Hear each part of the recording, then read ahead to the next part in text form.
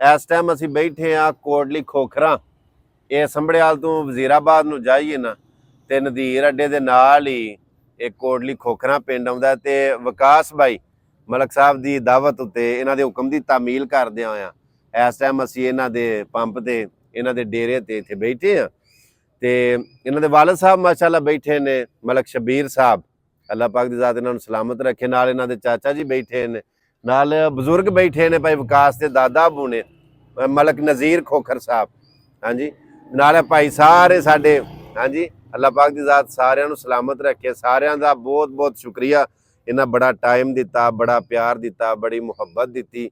मलक साहब अपनी अपनी कीती दा, अपनी अपनी वाही दा, अपने अपने जो अमल असी करने उन्हां दा पता हुंदा, उन्हां नूं याद रखना चाहिए।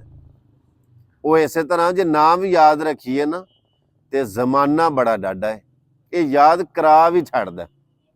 कोई वक़्त दा राजा सी मलक साहब, वक़्त दा राजा बड़ा फिटिया, बड़ा सान, मगरूरिया बड़ा सी।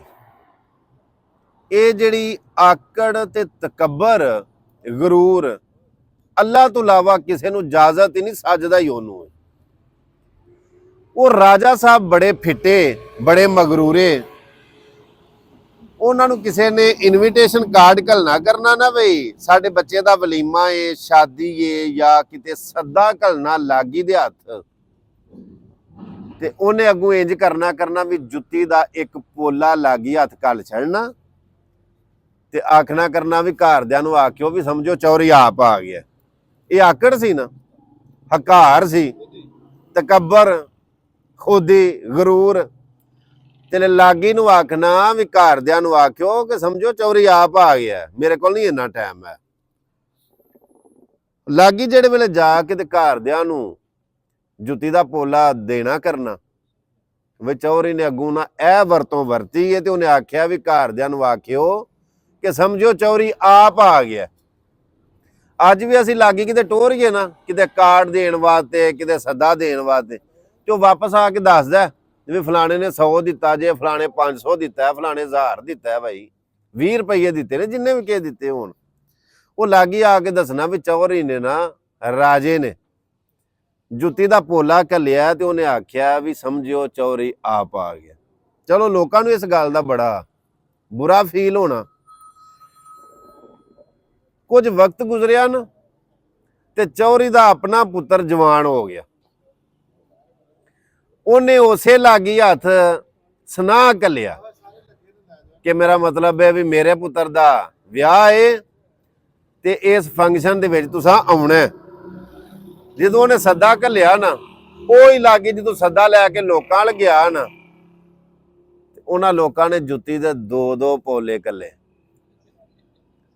उन्हें आख्या चौरी नूं आखी भी जेड़ी वरतों वरती आ, एक पोला तेरे घर दा घर ते एक वाधा, एक पोला तेरे घर दा घर ते एक पोला वाधा। मैं आना बड़ा कम अकल जो राजा निकलिया, चौरी निकलिया, उन्होंने इन्ना पता होना चाहिए सी कि मैं वरतों केड़ी वरतदा रहा, अगों मैनू भी वही वापस आउणी। गल समझाण वास्ते मिसाल हुंदी है। मैं अगे भी आना होना कि अल्लाह कुल कायनात दा मालक है, मगर समझाण वास्ते कुरान दे विच अल्लाह मच्छर दी ते मक्खी दी भी मिसाल देंदा पे समझाण लई। मिसालां अल्लाह ने भी कुरान दे विच दित्तियां ने समझा, यह मिसाल दित्ती सिर्फ इस वास्ते, तुसीं अगे ही बड़े समझदार हो, उंज गल सुनाण वास्ते इस वास्ते कि भी अपनी अपनी वरतों दा, अपनी अपनी वाही दा पता हुंदा। मैं किसे नाल किंज दी वरती है, अगों मैनूं भी वरतों उंज दी आउणी।